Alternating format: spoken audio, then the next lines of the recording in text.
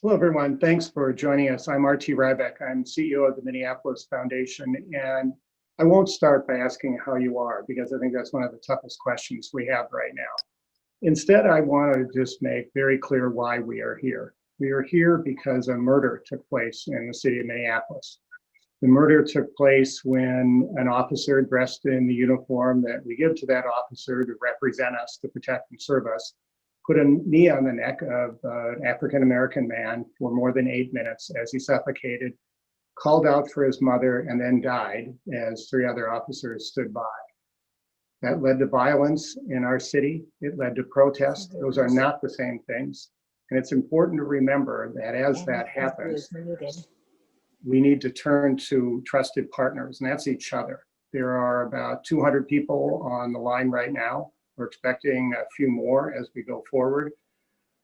So over the next hour, what we want to do is to have the kind of conversation this community needs about public safety, about race, about our future. And we want you all to recognize that as a foundation, we're known for putting out dollars. We're doing a lot of that, and I'll touch on that in a second. But right now, what we need more than anything else is to talk about values, and especially to put ourselves into that. So we're going to tell you a lot of the things that are being done, and we want to give you very specific actions you can take. But we also want you to think about this through your own lens. And to do that, we're going to use the unique perspectives I have and my partner, Chanda Smith-Baker, has. We represent two people with certainly lives that are very proximate to policing in this city, but every one of us is responsible. And that's why we want to start with us telling our own stories and then connecting that to what we do. We're going to ask a couple of quick survey questions during this to get a sense of some of the thoughts you have. But more important, because there are so many people on the line and we can't do the kind of interaction we would normally do if we were together, we want to provide ongoing opportunities for you to stay in touch with us because we're going to be staying with this issue for a long, long time. Minneapolis Foundation has been around for about 103 years, and we've seen a lot in our days. We've navigated through a lot. We've been a partner in building many of the great institutions of this town, and we've been a partner in trying to take on our greatest problems. This may, in fact, be the biggest moment for us, but we're ready. And the fact that you're here and the fact that we're talking is a start. So what I want to do is to now introduce my partner, Chanda Smith-Baker. Her official title is Senior Vice President for Impact at the Foundation. What that really means is she's really the North Star on where we put our money and our focus in addressing the issues of the community. So Chanda, it is great to see you again. Thank you. And what we want to do is to talk a little bit, as I mentioned, about our own experience with policing. And so Chanda, as we ask each other different questions, I want to start really at the beginning. You've got a long history in this city and doing all sorts of works, but I want you to go way, way back. What was the first experience you had with police in the city, and how does that impact how you look at the work we're doing right now? Yeah, so first I want to make sure you can hear me, RT. I sure can. Okay, good. Technical problems here at home, but I don't know if I can totally remember the first time, but I can tell you that the police officers that lived in my neighborhood and those that worked at the high school that I went to, my elementary school at North High, were representatives of the police force that I got to know really well. And so from that lens, it was really positive. I can share with you that once I got out of high school and had my young family, I had a moment and a fear when I thought someone had broken into my home.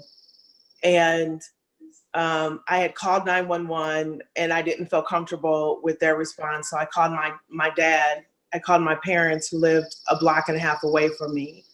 And my dad, of course, I said, Dad, I think someone's in the house. You have to come. And so my dad then leaves the house and runs around the block. And I come out and thank God it was a false alarm. But my mom ran up to me and she was screaming at me, why would you ever do that? Why don't ever do that again? And I remember just like, Mom, what? She said, you almost got your father killed. And that has stood in my gut and in my heart forever. I will never remember the look on her face. and how angry she was at me. And she's like, you called in a burglary and then you had your dad run around the block. You almost got him killed. And she was not worried about someone in the house. She was worried about that experience. And I've had many experiences like that since. That is just raw fear, a biological reaction to how we know as a community that the police have interacted, not always, but enough for it to be impressionable and enough to have to educate ourselves, our kids, our community about how to interact.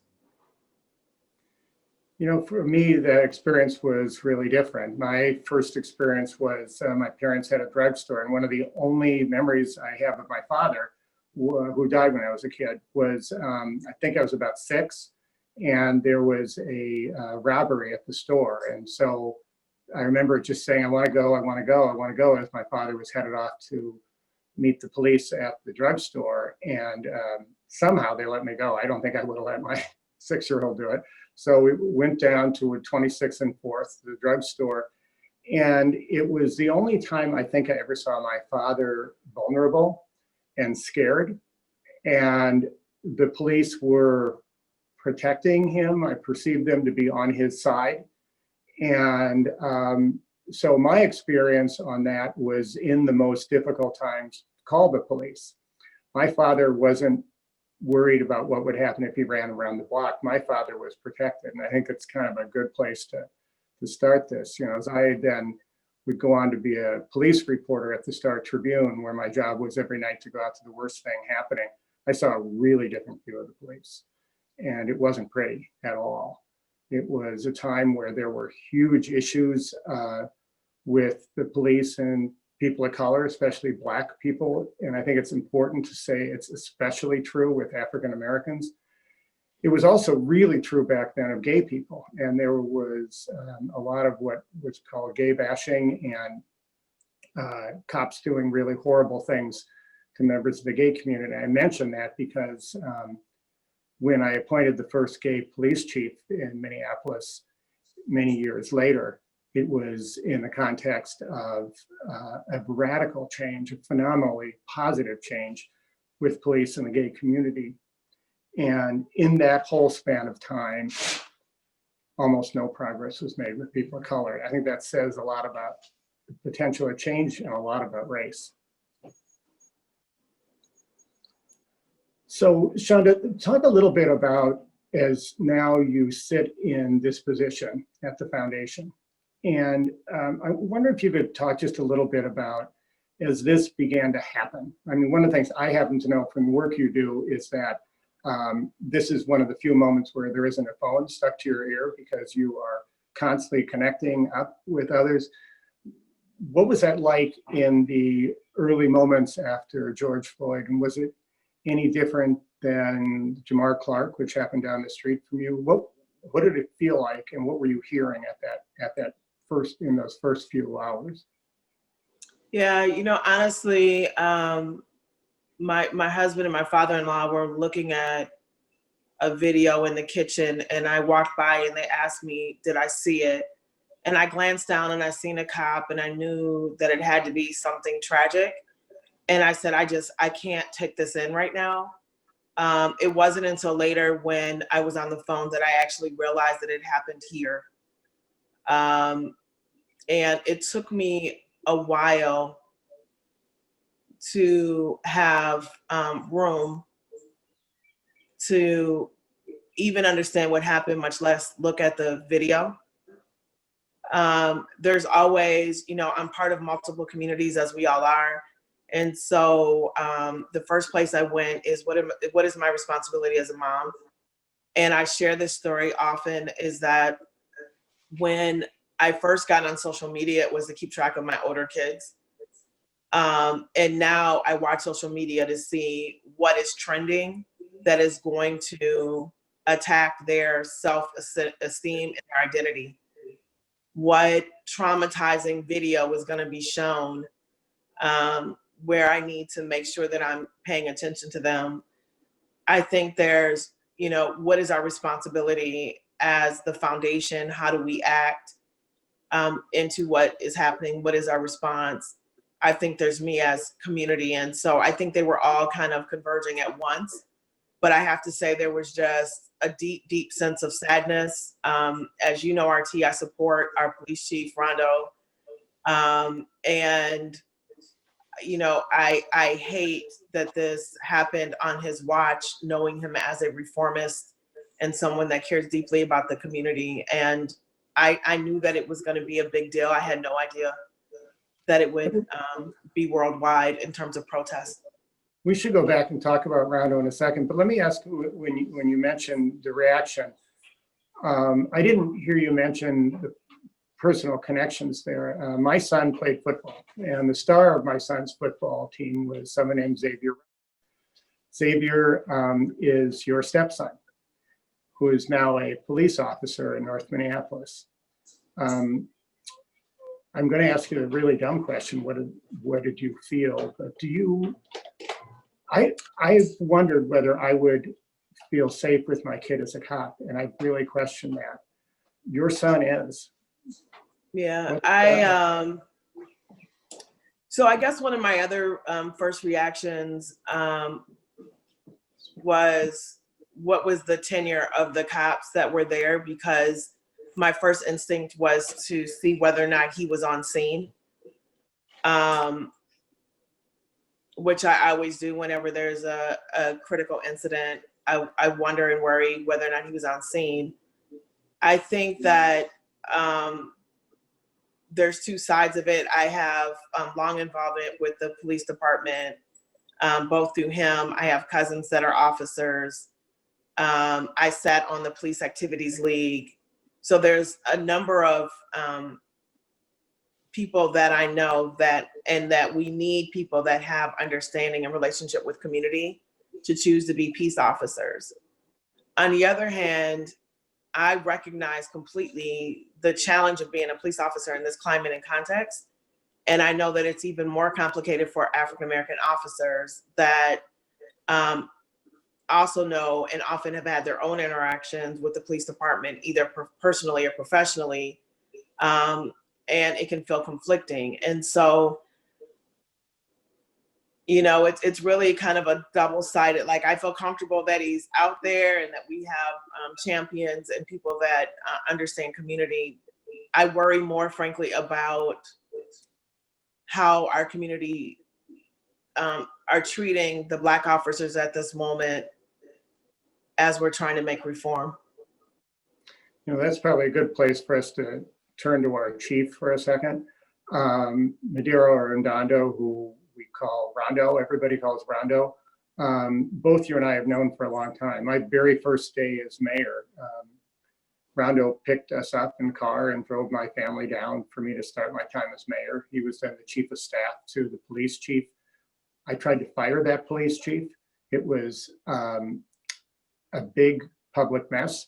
And Rondo was the person who somehow helped the police department and a mayor's office that were at war with each other make peace. In those early years, I spent a lot of time trying to hear from community and be out in front. And I remember night after night after night being out there with Rondo, with churches full of Latino immigrants terrified about being deported, and he built rapport about African-American families being afraid of police, and he built rapport about a huge incident with Somali folks, and Rondo was there always. He also sued the department for racial bias. He commanded the first precinct downtown, which was great. I think right now the foundation should be open to an incredible number of thoughts and opinions. The one I think we're probably not going to give, you and I are going to stand with this police chief, and the foundation is, because I don't think we're ever going to find a person who has the ability to do that. And, you know, I got a tweet this morning from somebody saying, why are you supporting the police and not communities of color? And from one white person to another person, that's the right question to ask. But I don't think either of us should be saying that we know better than Rondo, as an African-American who grew up in this town, what it is like to do that. What's your experience with him, and how do you look at that? I mean, you know, So I have a couple of thoughts about this. One is that there's Rondo, and I think that he is an excellent choice for chief. I believe in his vision of increased accountability. I also understand the limitations of the role, and that he can't do that without having the right contract in place with the Federation. He can't do that with all of the other limitations. I mean, Rondo came out right away and fired those 4 officers, but then we had a delay on charging the officers. And so the police department gets blamed for the process from front end to the end. And I think the community is looking for increased accountability. So I do think that he is the right chief. I also think there's a system of reform in policing that is larger than Rondo, and that we are only going to get to a place of having justice and more accountability, and hopefully less unjustified murders of brown and black men and women and others, but specifically brown and black men. That we're only going to see that if we have the right leadership with the right infrastructure around them. I think also it's pretty clear that there needs to be really deep change in that department. And I've also been clear, and I've made it really public, that after 12 years as mayor, I carry a lot of weight for what I didn't get done. It was not for lack of trying, but it is a real tough nut to crack, and I was not able to do all of what I. So can we talk about that? Yeah. And just to those that are listening, we are literally asking these questions. Right, this is not rehearsed, so I don't know where the questions. This is just a day in the office with Chanda. Yeah, but so RT, speaking of that, and then your recent article in Politico, you talked about not making the type of changes that you would have wished in retrospect. And I'm really curious, in your look back, especially with the times that we're sitting in now, what do you feel bad about, or do you have any regrets, or are there things that you wish you would have done differently? Yeah, and I mean, I think I should be just lay out what was tried to be done and see what we can build on, because I've played that over scores of time. But as I said, I was a cop reporter. I knew a lot that was wrong. When I went out and campaigned, I knew everybody was unhappy with 2 things. They were unhappy with the police department and its chief, and they were unhappy with the Civilian Review Authority, which people generally thought was not giving the right things to do. So when I came into office, even before I took office, this wasn't really public back then, and I may as well say it now, is that I went to Chief Finney, the leader then in the St. Paul Police Department, an African-American man who grew up through the ranks, who knew policing and knew this community well, but wasn't part of the system in Minneapolis. And I convinced him to come to Minneapolis. And so on the first week, I was working behind the scenes to bring in Chief Finney to be our first Black chief. And we also eliminated the current Civilian Review and said, we're going to start a new one. So right off the start, an inexperienced mayor with an inexperienced staff with, I think, the right impulse, both of those blew up in our face. So the council members were going to support me to bring in Finney, changed their mind. It became really complicated. So then I worked with the 4 chiefs I had, and everyone had a reform agenda. Chief Olson, who I tried to fire, did some good things in community policing, so we sort of doubled down on that. Then I was out to bring in the first African-American chief, and we did this big national search and all of that. And Chuck Ramsey, the African-American chief in DC, and Chief Finney, again, called me and said, of your list, the guy you should hire isn't the Black guy. You have 3 African-American candidates here. Pick this white guy from DC who's been working with communities of color forever. That was kind of a weird thing for me to hear from these 2 Black chiefs, but I brought in Bill McManus, who was very good at bringing officers of color into the upper ranks. The recruit classes he brought in were all white. There was a disconnect there, so some progress. I then turned to Chief Dolan, and the strategy then was to get somebody from inside who the cops respected, but who was really committed to getting bad cops out. Some progress there. And then we turned to Janae Hartow when Chief Dolan retired. She had been another person who'd sued the Department for Gender Bias, and as a Native woman also understood many of the cultural issues. She worked very much on community work. All of that, there's a whole bunch more I could go into it with, but from before I became mayor through the very last day, we were working on police reform, and yet here we are. So we're in a moment of reform like we haven't seen it before in terms of widespread interest, at least, and just the appalling murder of George Floyd. And I know that this is one conversation that we're offering of many, and so we'll be able to dig into more detail.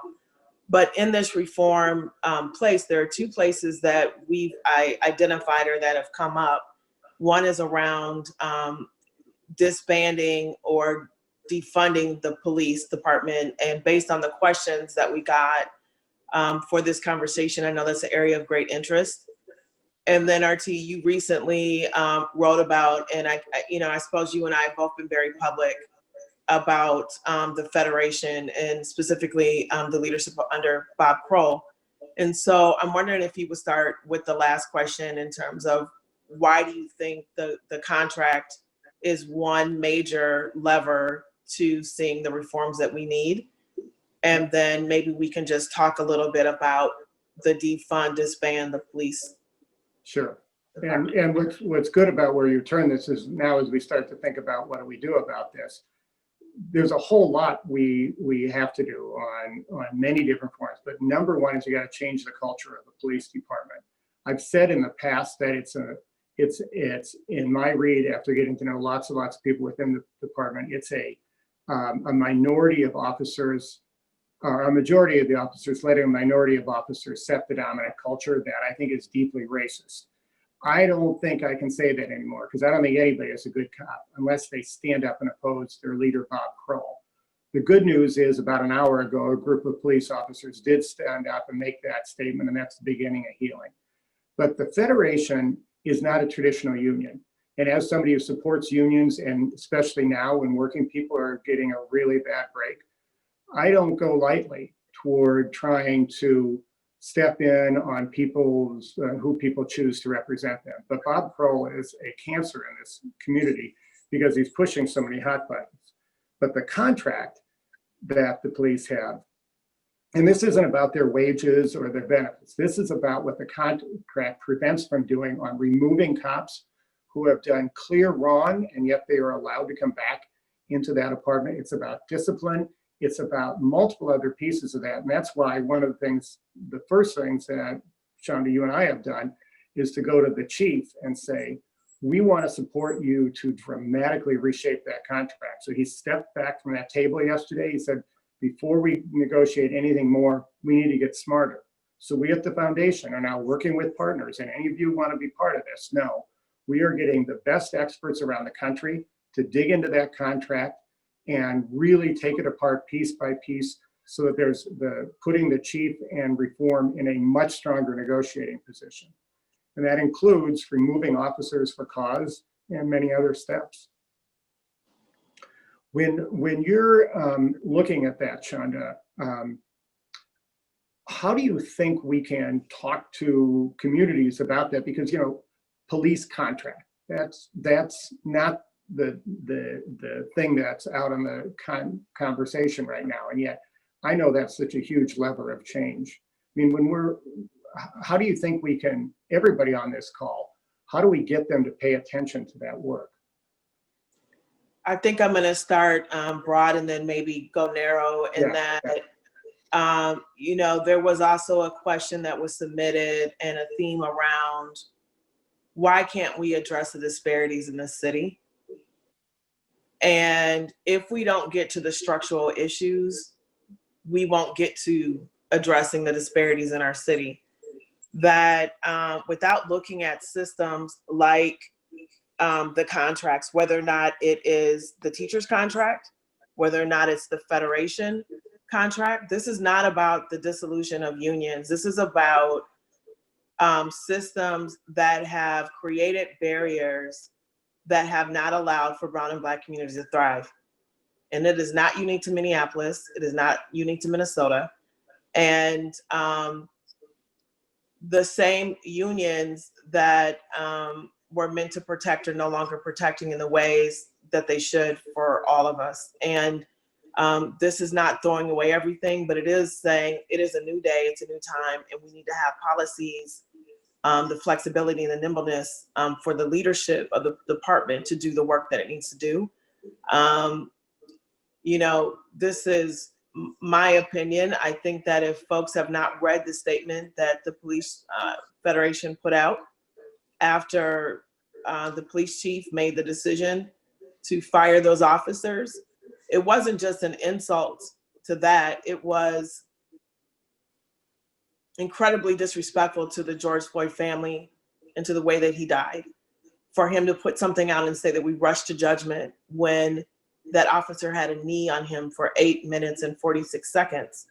It was an unbelievable thing for all of us to watch, and why he didn't see it and why he is putting kind of a fraternal order over the sanctity of life should not be accepted at any time, in any place, especially not here in Minneapolis.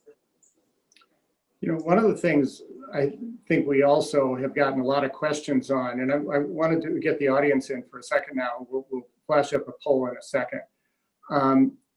There are many different things. I mentioned the contract specifically, which is about here's the department and how do we reform the department. There's a large body of work now that's much more dramatic change that has to do also with us thinking about policing differently. And just as a quick context, I got elected on 9/11. I won the primary that day. And so the world changed, but policing changed dramatically, and we haven't paid enough attention to it. Right before that, there was a real push on community policing, and there was all this federal money for it. All that went away, and all the money for community policing was transferred over to Homeland Security. What that meant in police departments, and I saw it directly here, is all of a sudden you didn't have the funds to go out and have that community service officer working next to the cop so that you could build those relationships. But you had this unlimited checkbook for training in riots, the riot gear, the turtle suits, the shields. And so there was a massive infusion of federal money that militarized our police departments. It's a huge challenge. Now, not only is that on the table, but the poll I want to flash up is on a question that we're hearing right now. So Jan, are you ready to flash up that poll? Okay, so we're going to flash up a poll and ask you to just, with a very simple question and a very simple yes or no, is do you favor defunding the police department? Okay, so can you guys take a vote? Do you favor defunding the police department?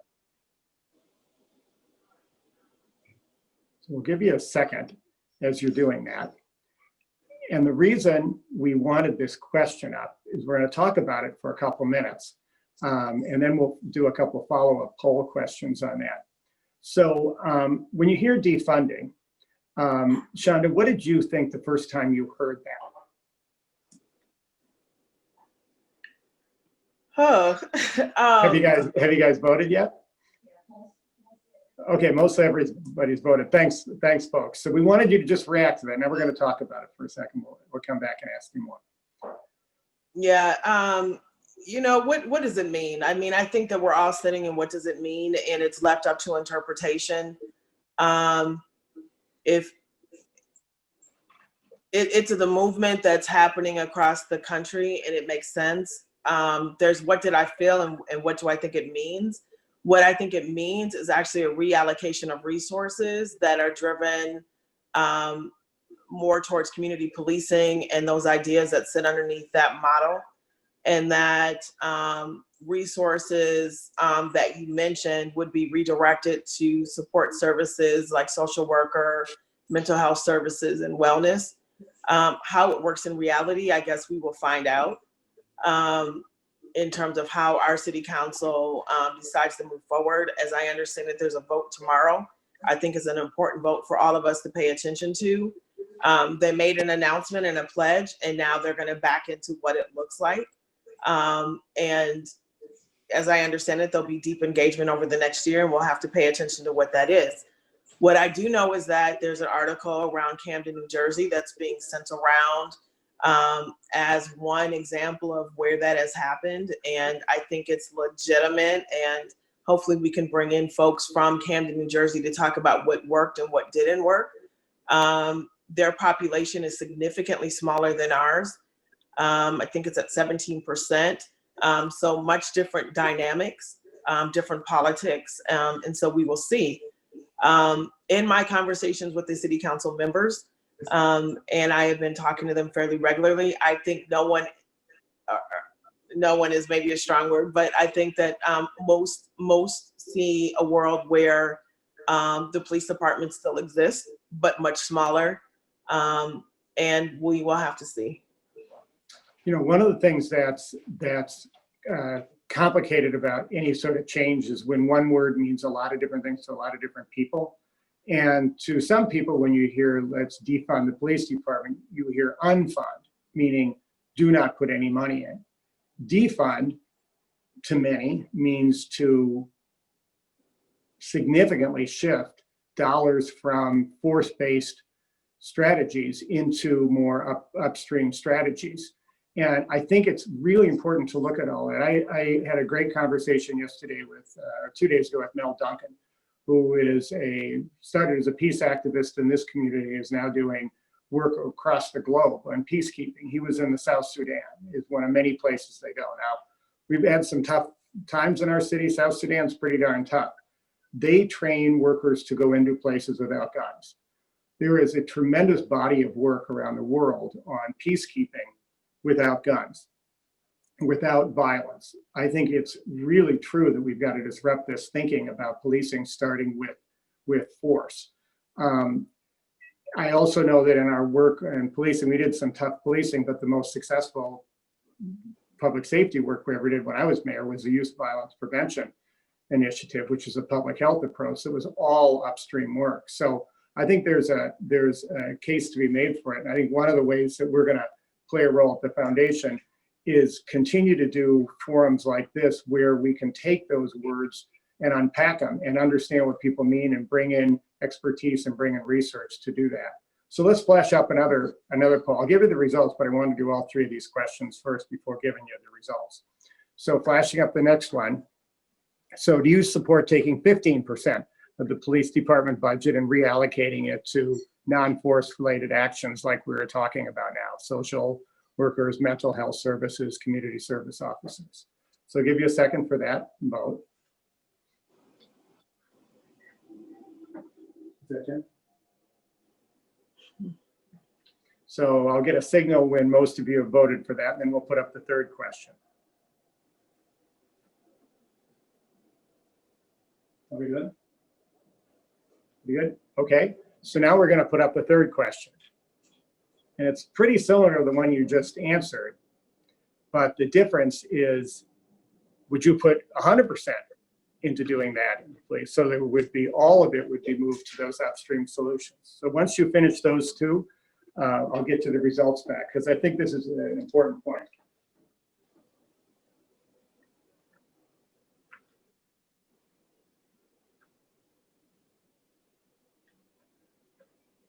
What's that?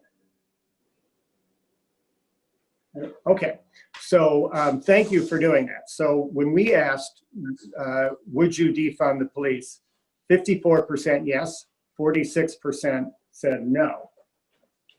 I'm getting, thank you very much. So that was the broad question. So when we asked you the more specific one, would you support 15%? Almost everybody did. 97% of you said that you would support moving 15% to upstream solutions. And when we asked you totally, you said 18% yes, you'd move all those dollars upstream, but 88% said no. What's really interesting is, to a lot of people, the first and the third question are exactly the same thing. You voted 54 yes, 46 no when we just said defund, and you voted 13 yes and 88 no when we got into specifics. The reason I think that's important is over this next year, as we really look at police, and we're going to unpack that because these words mean different things to different people. And I fully understand what the city council is doing by trying to make a very broad statement about policing and moving toward other areas. I'm not a big fan of people making decisions on one word and people asking you to say, do you yes or no on this one word? Because I don't think this is a one word question or answer. And I really hope that one of the things that the foundation can do over the next year is really to create space for the nuance in this conversation to go forward, because clearly we got to do some real disruptive change on that. Chanda, anything else you want to add to that? Yeah, so we had a couple of questions that came through our email that asked, are there resources that will explain the difference between defund, disband, reform, that sort of thing? And we have found some resources and we will make those available to those that have an interest. I know that, one of the other things, RT, that folks were interested in are, what and how have we responded as a foundation? And I'm wondering if you want to talk a little bit about that.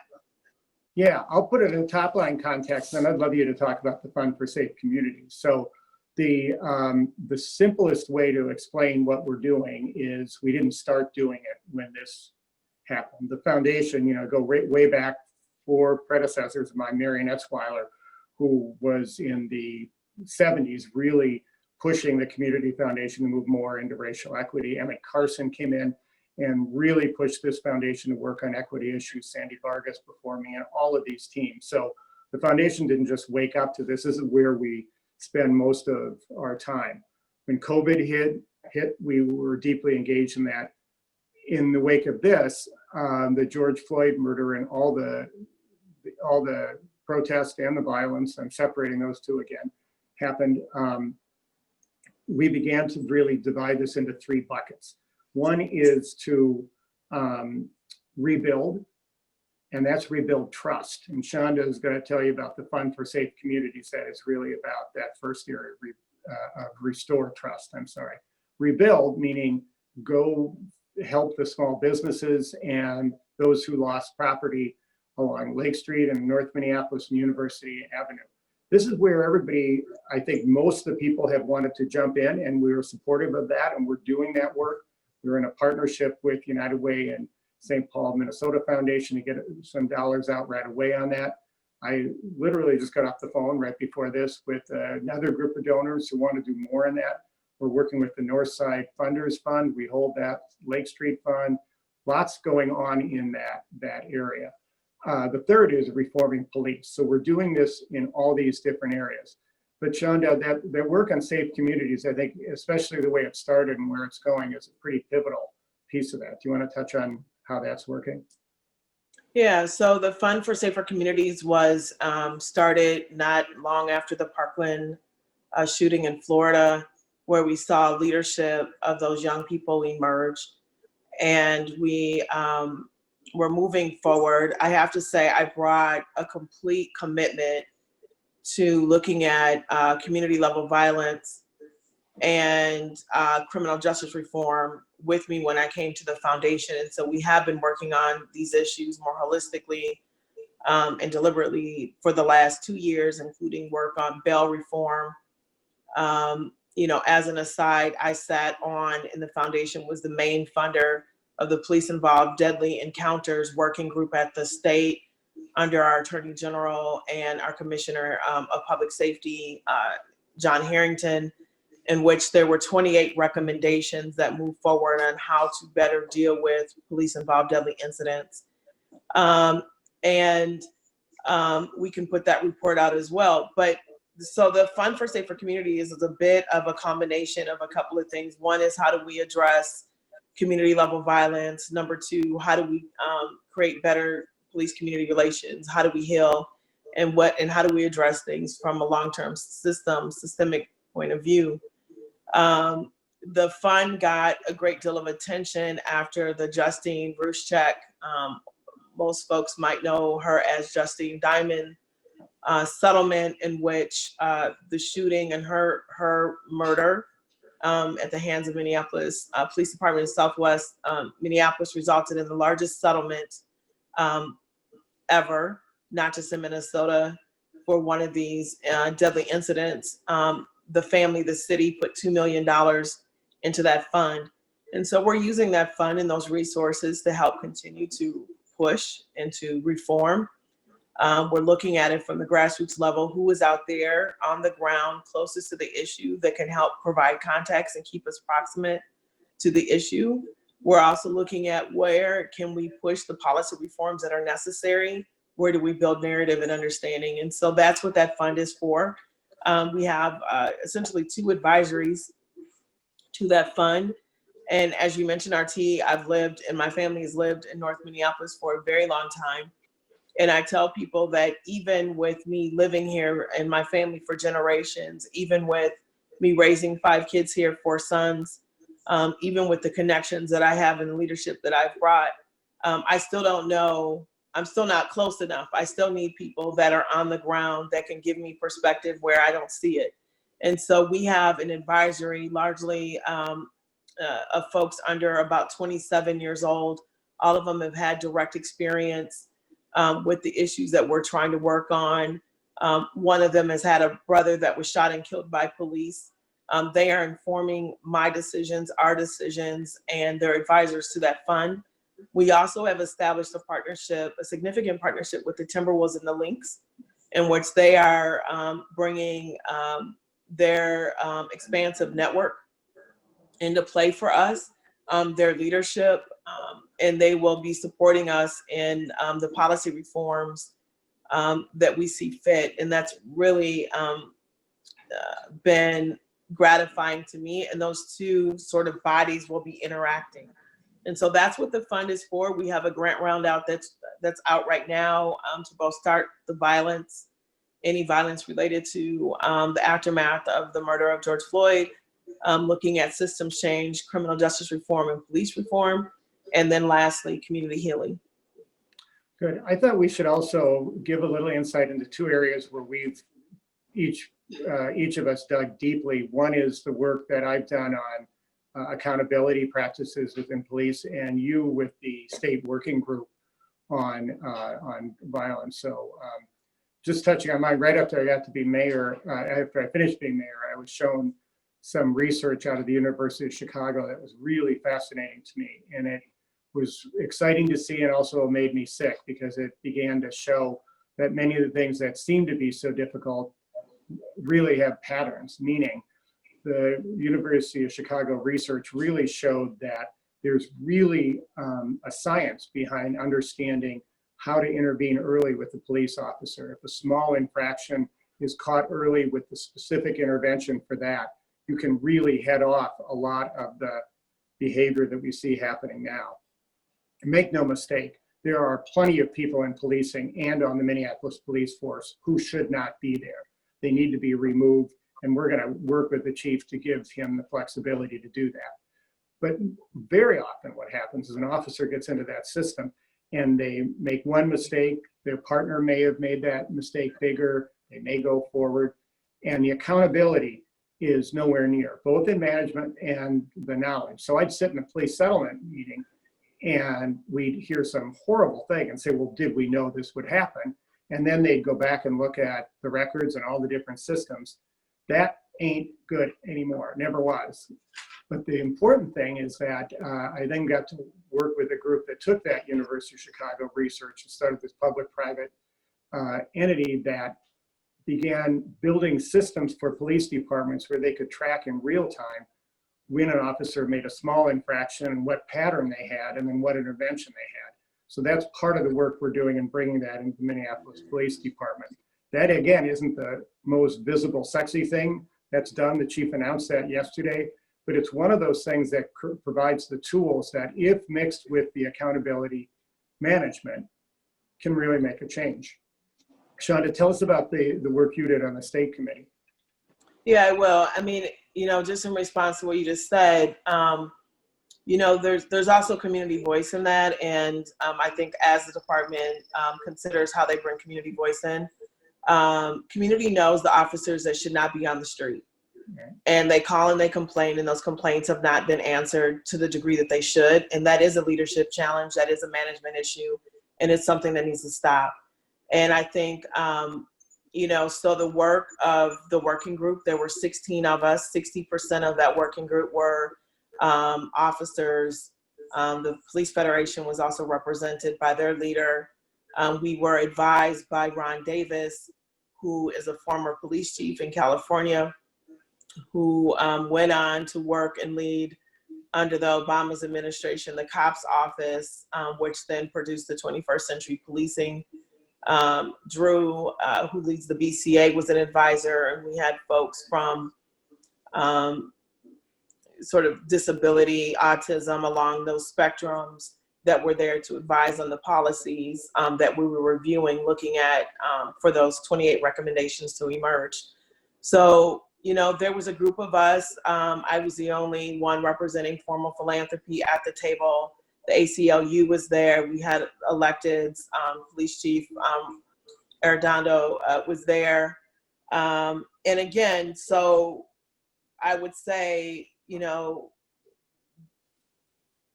did the reforms go far enough for me and what I think my community, the Black community, would want to see? No, I don't think so. Did they go further than where the police and those representatives want to see it? I think it did.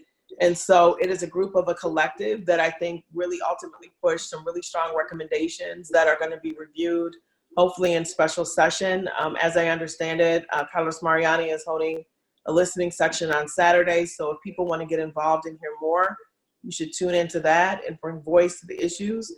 I'm most proud of, I'm very proud of that process, and I learned a great deal in it. One of the measures I think RT you brought in is training and recruitment and early intervention, looking at officer wellness, looking at the duty to intervene, which we saw play out in the George Floyd case, having stricter accountability on officers that fail to intervene, I think will begin to break up the culture. We also worked very hard, and you all may have heard of communities outcrying of we need a separate independent investigative unit to look at these murders when they happen. And we were able to make a recommendation that there is a separate unit within the BCA. So not separate from the BCA, but a special unit formed within the BCA that essentially guards from any potential conflict of interest for the precinct and the officers that were involved, that brings together expertise, and that they can also leverage the Attorney General's office, in which we're seeing that also in this case. It was 10 months of listening to testimony of people across the state. We listened to a number of folks that had deadly encounters with their family members, with the police officers. And I think it's a really good document to start with, to review. And if you want to get activated, certainly make the calls to help push those recommendations forward. I think, to just talk about our work, RT, and then my work at the foundation relative to the conversations that we've been leading and the podcast. There's all kinds of resources. This is just one of them, where we've had at least 5 conversations on police reform. Ron Davis was one of them. He was on the podcast with Rhonda Johnson, who is the mother of Oscar Grant, who was killed in 2009. And so we had a conversation, and Ron does talk about defunding and dismantling police departments as a former chief. He provides a little context to that conversation. So if folks have time and would like to listen, there's some additional information that's at the ready for you. It's we're finishing this hour, I hope you've noticed that we haven't spent hardly any time at all talking about money. And, we're a foundation. The way we are effective is that people make contributions and they open up their own donor funds. And we'll certainly be asking for that. We have the fund for safe communities that Chanda mentioned, and our One Minneapolis Fund that's on the ground with COVID. And we want people to open donor advised funds to the Minneapolis Foundation. That is a step. But one of the things that's really important is, as you've heard about this, that more and more what we want to do as the foundation is to say we do dramatically more than fund. What we need to do is to get all of us to become really, really proximate to these issues, to get close to them, and to do what we're doing right now, which is begin to have these conversations, join us and others in trying to make that kind of change. So when Chanda just asked you about taking a step to make your voice heard as we can make these changes at the legislature, we're going to ask you to read things to get smarter so this whole community gets better. We're going to ask you to dig with us into actions like this police contract. And who on a beautiful summer afternoon wants to read about a police contract? Well, I think anybody who cares about the future of the city needs to understand that. So these are the sort of things we're going to bring to you. We are a foundation, but we're really what we like to call a community of generosity. And this generous community uses its generosity by writing a check, but also putting ourselves on the line. So Chanda, as we wrap up, go ahead. Well, I think it's important to talk about the moment that we're in. And this moment, because you asked what felt different than Jamar, I think Jamar Clark, who was murdered, you asked me that question. I did not respond to it. But, you know, when I think about it, you know, obviously the video evidence and people that are using their cameras as a way to be activists and to elevate and amplify the things that are now working in the society. The reality is that folks have been kind of screaming about interactions for a long time, and now it's believable. And I think the opportunity here is for us to really push on these necessary reforms. I think that there's a highlight in a way that we have not collectively seen around race and racism and structural issues. This is all translatable to every system that we interact with.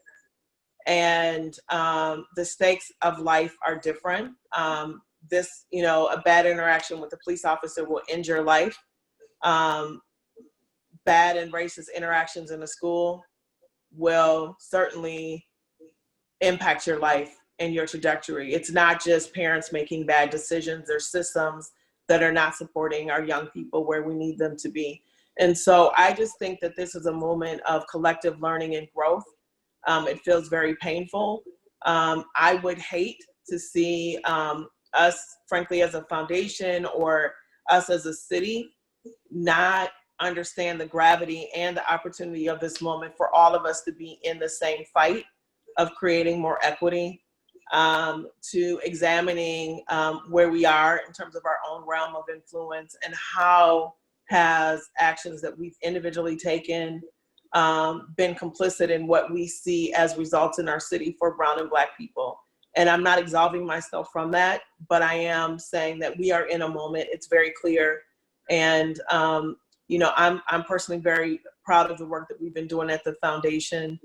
I'm open, I'm here for people to reach out that want to get connected, and we will for sure send out resources that we've mentioned in this call and others that allow for us to have materials and resources to learn more about what's happening right now.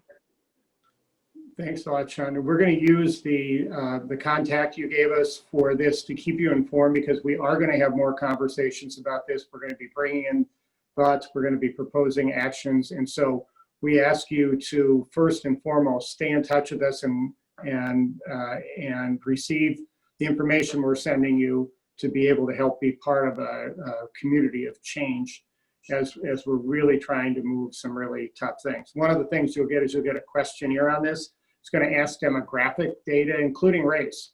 One of the reasons we do that is because we really have a goal at the foundation to have our conversations be representative of the whole community. So please take that within the intent that it's asked, that we want to know who you are and how we can continue to make sure that the conversations in this deeply segregated city, with all of our good intentions, really needs to have much more intentionality around trying to bring people together.